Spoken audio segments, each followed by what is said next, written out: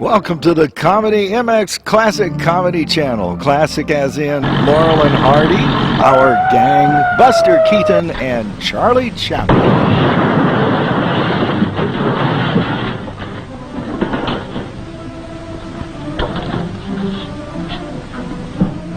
Thank you, boys. Where you be when I need you? Right here. Okay. I told you not to make that last payment.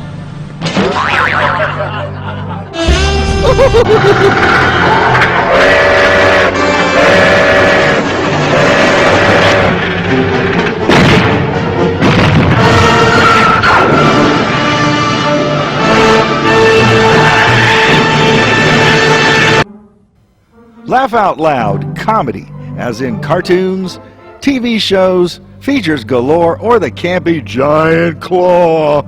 Chuckle and guffaw the night away as you binge watch CMX Classic Comedies.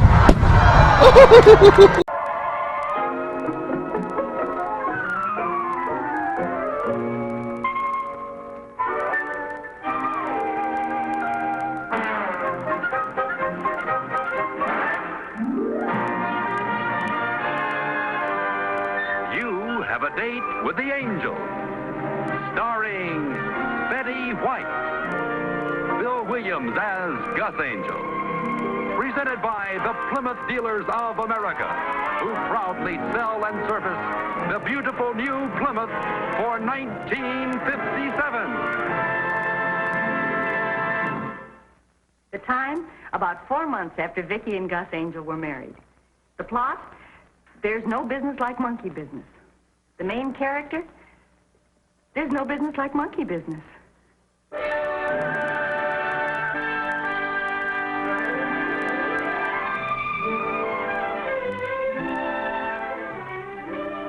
Come on, darling, we better get going if we're going to see the falls. They might turn them off. To the gang at Henshaw, Taylor, Malcolm, and Chase, care of George Why care of George? Read it and see.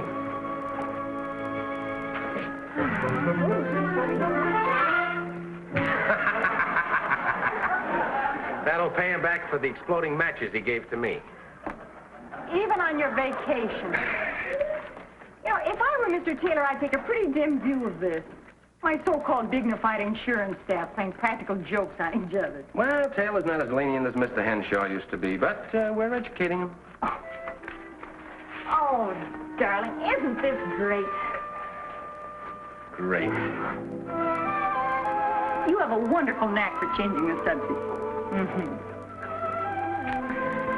Shall we go? Oh. Don't forget George's butterfly. Can you see George's face when he opens this letter?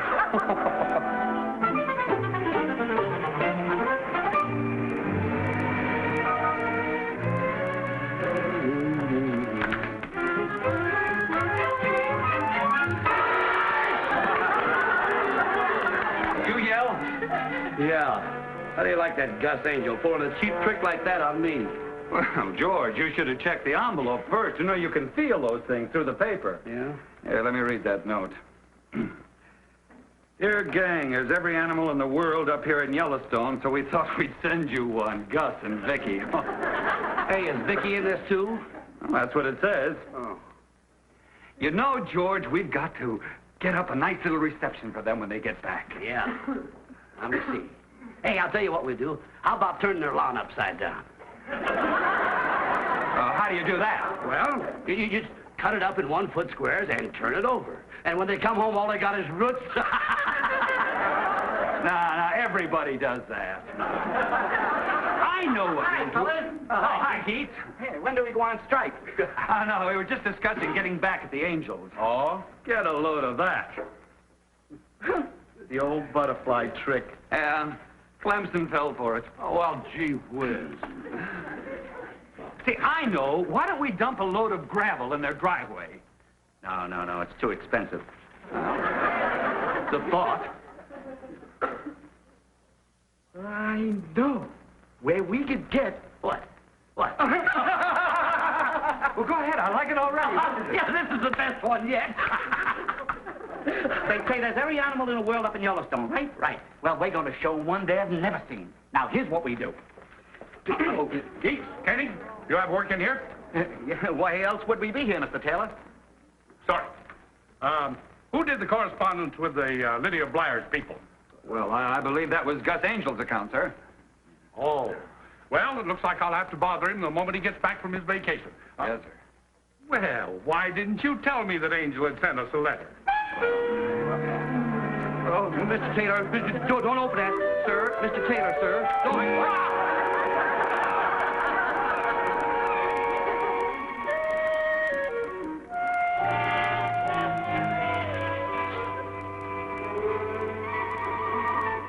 Mrs. Gregg, tell Keats and Kenny to return to Clemson's office immediately.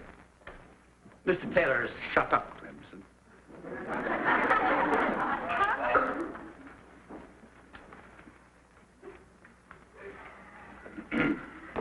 Gentlemen!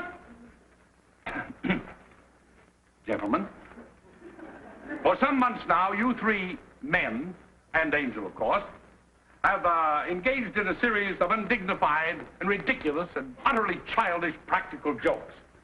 Come back here. Sir, I merely happen to be passing Clemson's office. Yeah, me too, sir. George, this is your office. Shut up, Clemson!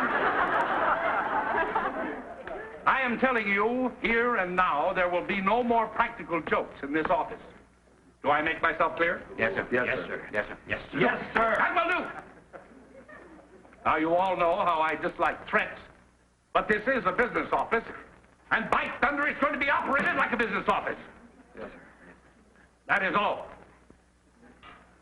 Fellas, I don't know about you, but he made me feel absolutely juvenile. Yeah. And you gotta admit, he's been a pretty good sport.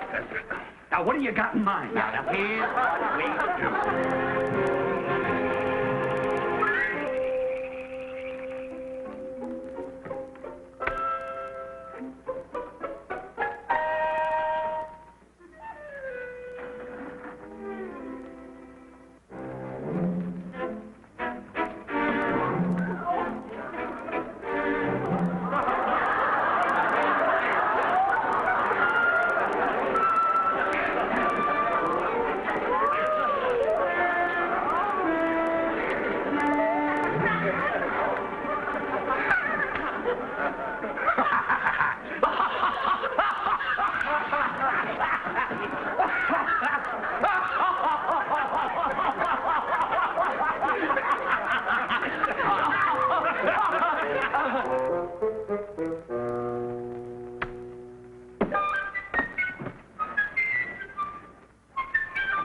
I'm so tired I'm seeing double.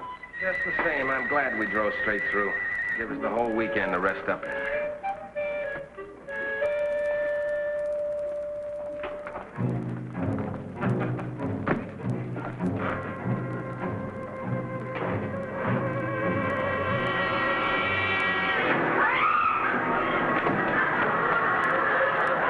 What happened?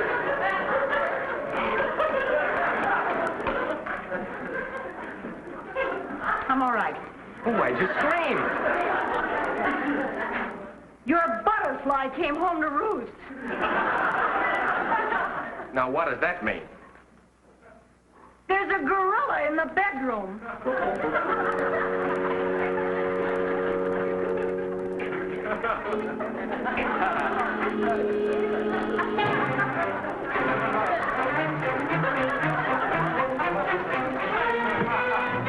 Honey, tired is tired, but a gorilla's in the bedroom, too. Why, it's a gorilla. And the big funny joke is over. You know who did this, don't you? Sure. Keats thought of it, and Wilma was taking care of the house for you, so George had the key, and Carl organized it. It had to be them. It would take at least two of them to lift it. How do you like those guys? This is not the moment to ask me that question.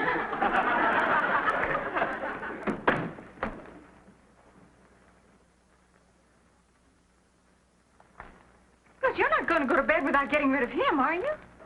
Well, sure. What harm can he do? He's stuffed. I'm too tired to be reasonable. Get him out of here. Honey, he's too heavy. Tomorrow I'll call Murph and he'll help me get rid of him.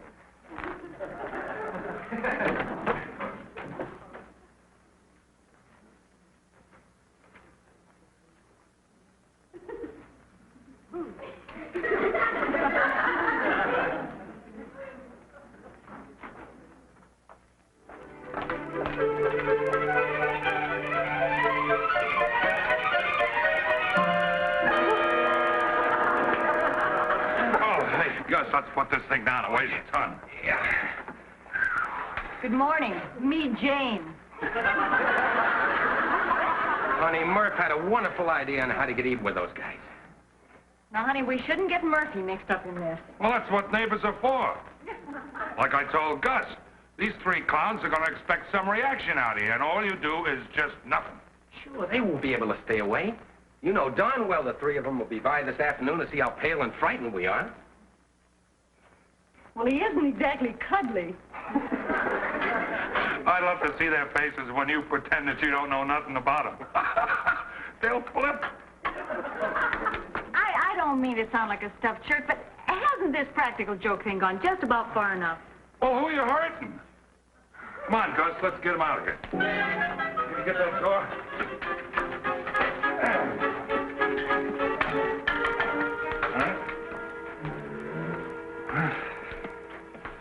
You know, I got a friend does this for a living. Carries gorillas out of bedrooms? No, he's a live gorilla. Well, I mean, he isn't alive. Well, he is alive. But you see, he's got this gorilla suit, and when he gets in it, he looks alive. See, he works in pictures and stuff like that. You know, I bet there'll be plenty of work around for a guy like that. Oh, yeah, there sure is. You know, I've known this guy a long time. He works all the time. Him and me used to drive a cab together. Well, see, we didn't both drive the same cab. I had my cab, and he had his cab. Do we know Murph? Yeah. Do you think you can get this guy to come over here? Who? This gorilla friend of yours. Kelly? What do you want with... Gus, no. Who you hurting? Yeah. Gus, we have one gorilla. We don't need two. They deserve it. What those guys did to us. No. Can't you see their faces when the stuffed gorilla moves? Well, I just don't want you.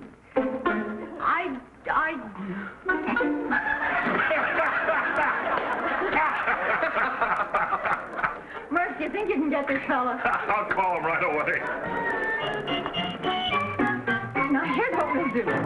Double. Why at the last minute like this, Mr. Kelly?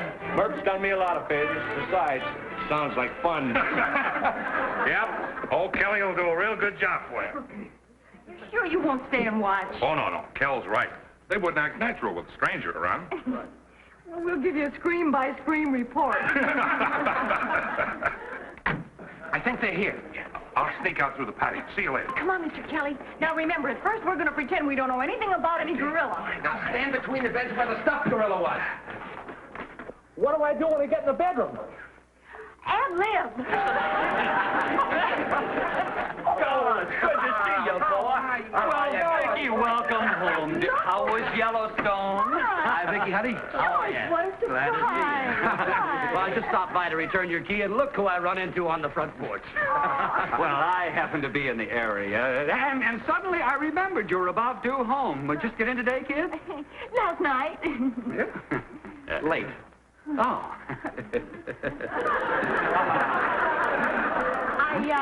I'll take the key now, George, while I think of it. What key? Oh, key. Yeah, key. Sure.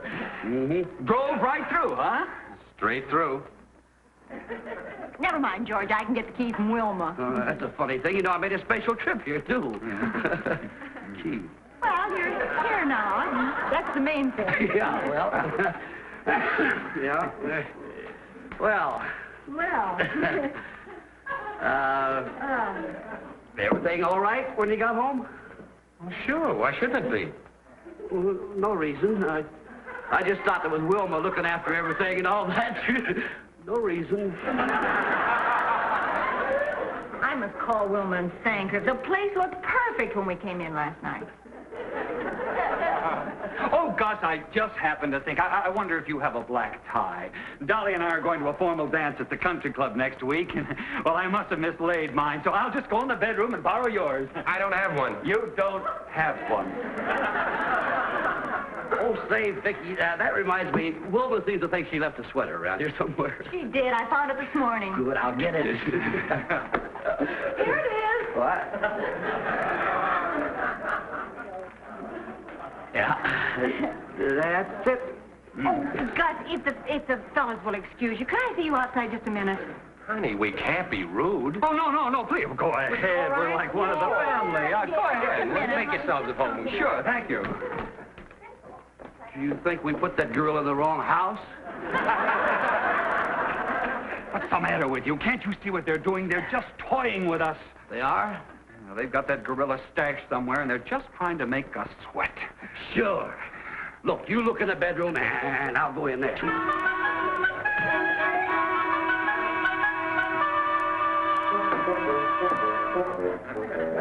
It's okay, George. It's right where we left. I was right. I sat on the back porch. Now, look, here's what we're going to do. You're talking about the gorilla. He's in the bedroom.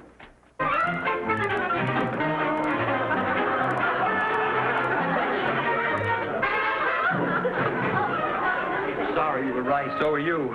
There has to be some... Look, even I know we can't both be right. Come on.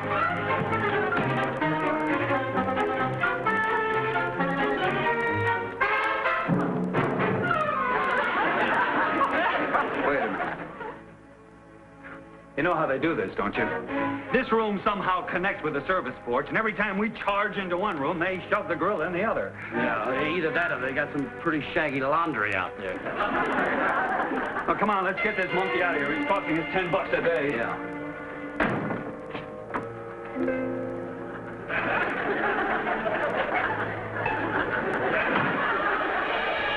Carl? Yeah? You remember him having loose eyeballs? Loose eyeballs? Well, either they're loose or he's watching us. Oh, come on. Carl, Yeah. does he feel kind of mushy to you? Ah, it's just that the room is warm and he's softening up a bit. You know, you're right, though. There's something different. They've done something to him. Well, come on, let's get him out. No, wait a minute, George. Let's sit down and attack this thing intelligently. Intelligently. Yeah.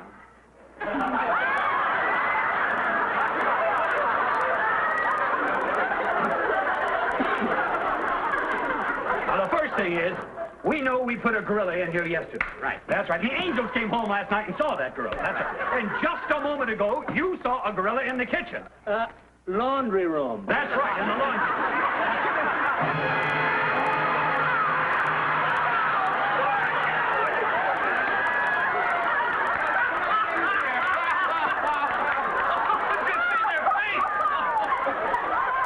This is Mr. Kelly. He works for the movies.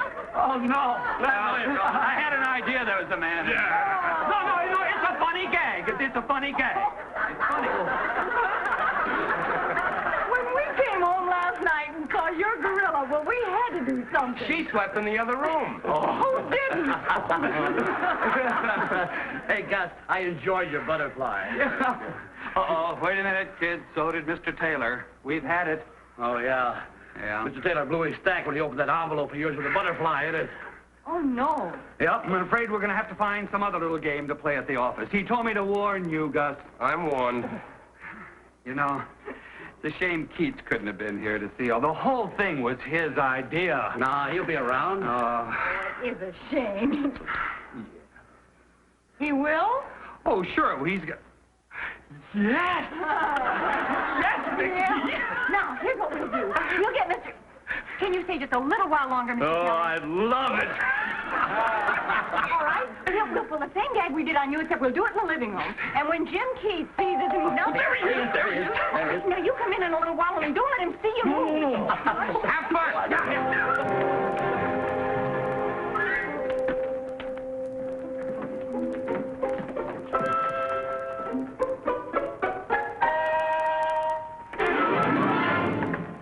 Vicky. This time? I'll call Gus. Oh, no. I realize this is a very poor time to call, but you see, my vacation is starting Monday, and, well, I wanted to brief Gus on one of our clients. Lila and I go to Europe, leaving Monday. You can't leave soon enough. Yeah. Don't you find? Yes, you're quite right. I just hope you have as good a time as we did. Right. Thank you for the candy. That was so sweet of you. Oh, not at all. Angel. Mr. Taylor, I didn't know you were here, sir. Yes, I just wanted to tell you a little something here, and then I'll be on my way. Oh, don't go, Vicky. This will only take a second.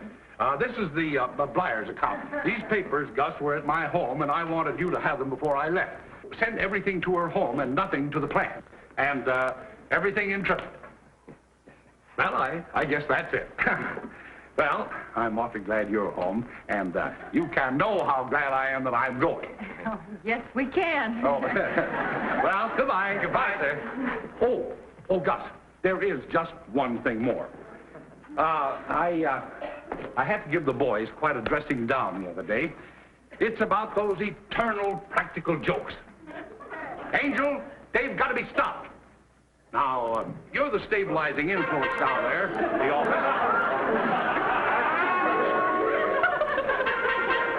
And I'd kind of like to have you take charge while I'm away. You know, it's absolutely ridiculous. Men, grown men, acting like children. Why, even Keats is guilty. Wrong one. No, I thought he was the wrong one, too. But he was guilty. Yes, he was the one who, he punched those little holes in the paper drinking cups, you know. Oh, ridiculous. A dignified man like Keats, you know, thinking that it's funny to see water dribbling down somebody's shirt front. No. You know, we have a business firm, and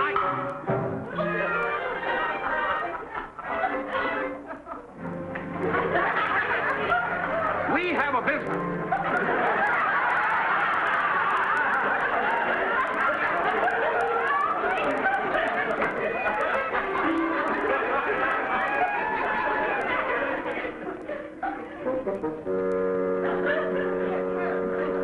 We got it in Yellowstone. Our Yellowstone? Well, this friend of ours is the curator of the museum up there, and he didn't know what to... And he had this gorilla in his museum. And it was confusing the tourists, so he asked us if we'd bring it down. What were you saying about...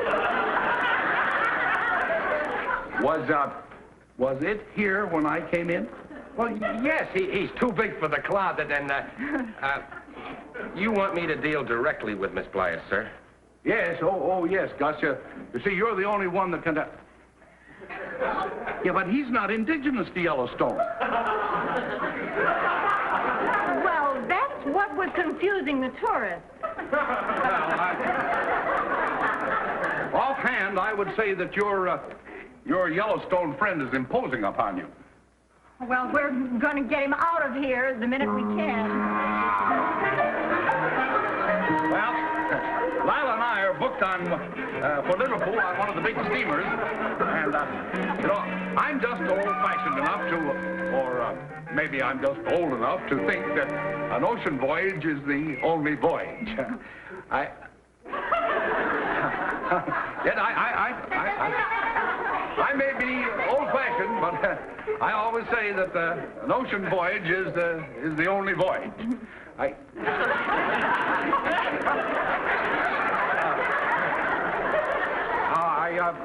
Of course, this may make me feel old-fashioned, but that's the way I have. Could I have a glass of water, please? Let me get it. No. I'll get it. I need the water.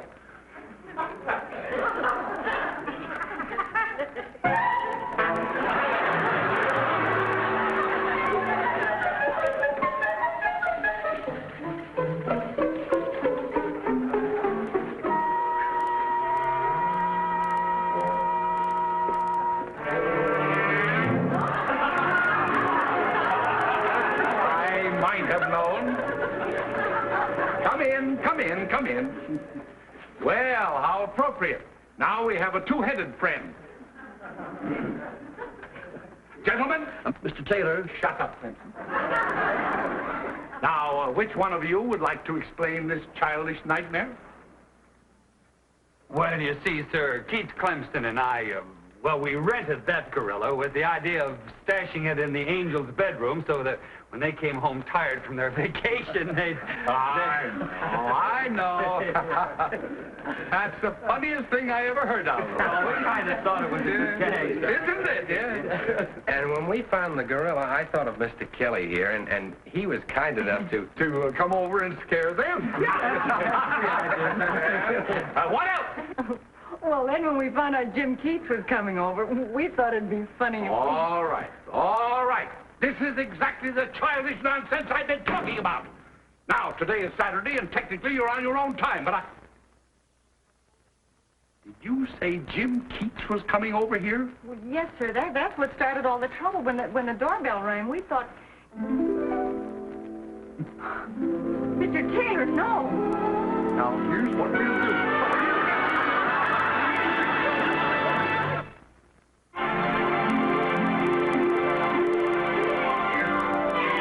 Got a date with an angel, gonna meet her at 7. Got a date with an angel, and I'm on my way to heaven.